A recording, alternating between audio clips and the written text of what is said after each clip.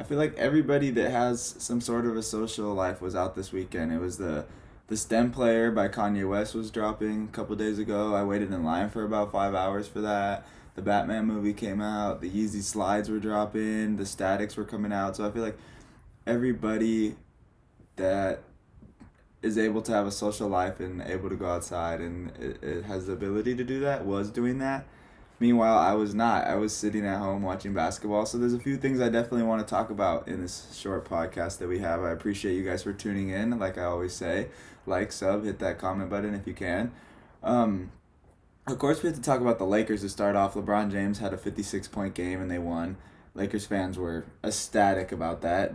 I had so many people tagging me saying, "What'd you say about LeBron? This and that." I'm like, I never said anything directly about LeBron as a basketball player. LeBron is one of the greatest players of all time.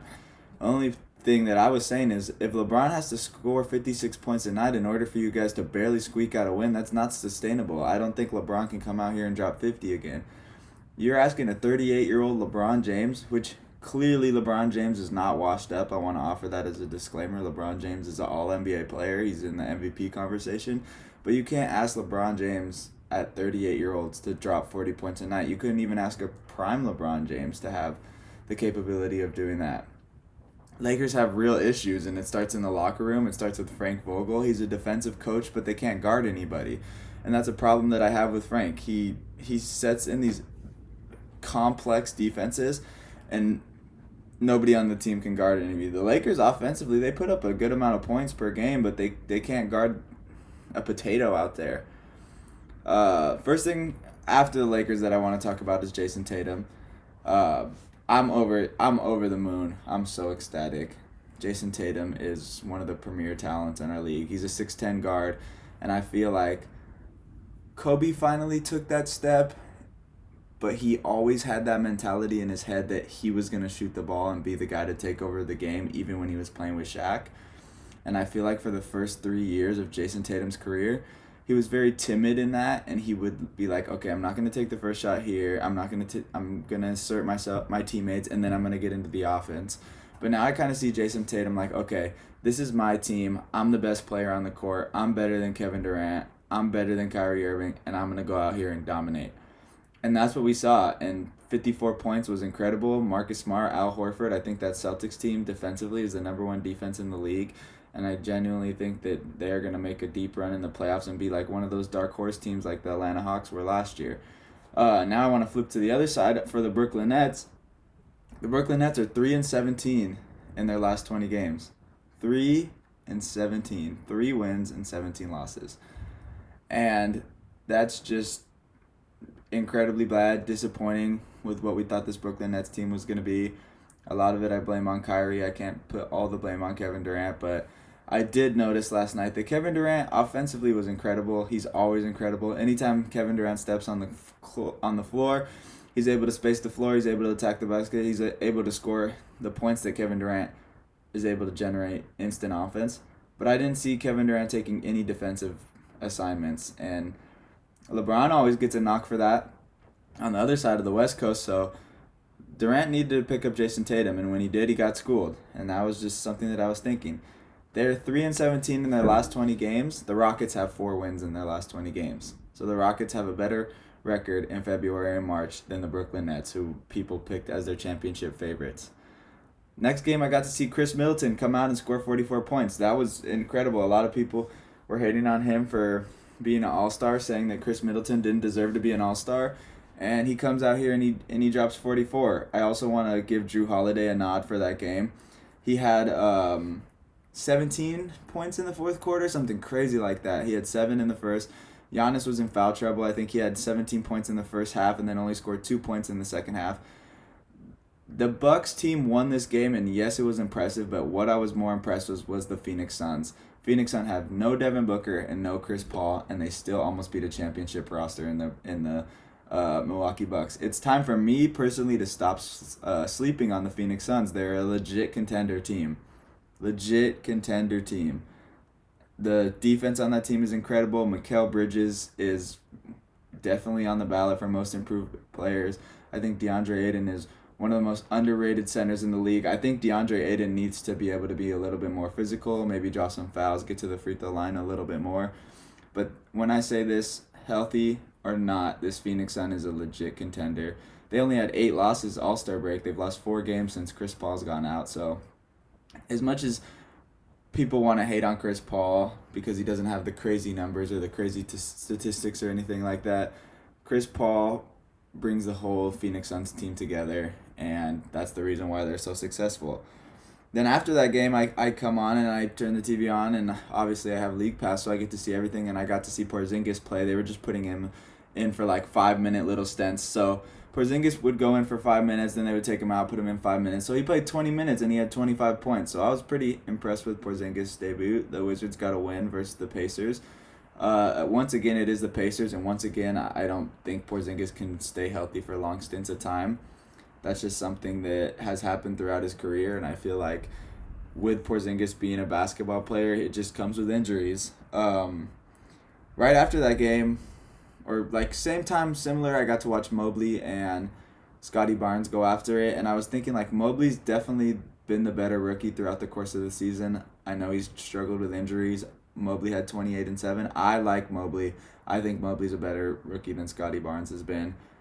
No knock on Scotty Barnes. He's an all rookie team, but I just think Mobley has been extremely impressive. And then I saw Jared Allen get kneed in the quad. They go for a rebound. He gets kneed in the quad. And then he goes to the locker room. I check my phone, and it says Jared Allen has a broken finger. So I'm like, how did Jared Allen go from getting kneed in the quad to having a broken finger? I don't know. It must have been a different play, and he was playing on a broken finger. So now I'm interested what the Cleveland Cavaliers are going to do. I came in here a long time ago and say, will the Cleveland Cavaliers be able to sustain top 3 seed? Now they've fallen to 4. Now they're at 6. So now you lost Rubio. Obviously, you got rid of Rubio. But then now you lost Jared Allen. So what do? Do you bring Ed Davis off the bench, or do you move Mobley to the 5? So that's the thing. What I said about the Cavs, besides the Bulls, the Cavs have been the most injury-riddled team in the whole entire league, and I definitely feel bad for the front office because they've put together a championship or at least a deep-run playoff team for sure, and I feel bad for the Cavs. Injuries in sports is never fun. I think that it's definitely sucks. Then, this is the main headline story that I've been waiting to talk about all day. I gotta watch the most valuable player in the league, the best player in the whole entire league with Nikola Jokic. 46, 11, and 12. If you are watching this guy and don't think he's the MVP at this point in time, you just simply do not know basketball. There's so many advanced stats to back up Nikola Jokic. Everybody's saying his plus minus are great, his this and that, he has the highest plus minus in the league, his counting stats are incredible, all this stuff. Only thing I could say in consideration is Joel Embiid, but he's missed too many games for me.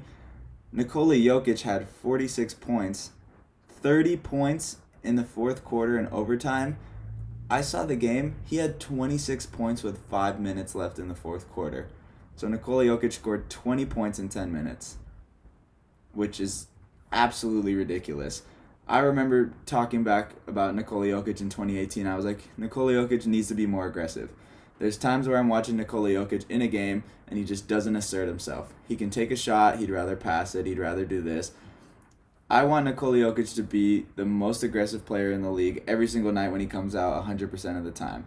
I still feel like when I'm watching Nikola Jokic that he's a little bit timid. I think he doesn't take shots when he should. Nikola Jokic should come out and score 20 points in the first quarter every single game. He's so dominant. Nobody can guard him. They have to double him or he's going to pass the ball off. Nikola Jokic's team has no second star, no third star, no fourth star, and then Aaron Gordon. And they're still 5th place in the Western Conference right now. And I just think Nikola Jokic is the best player in the league.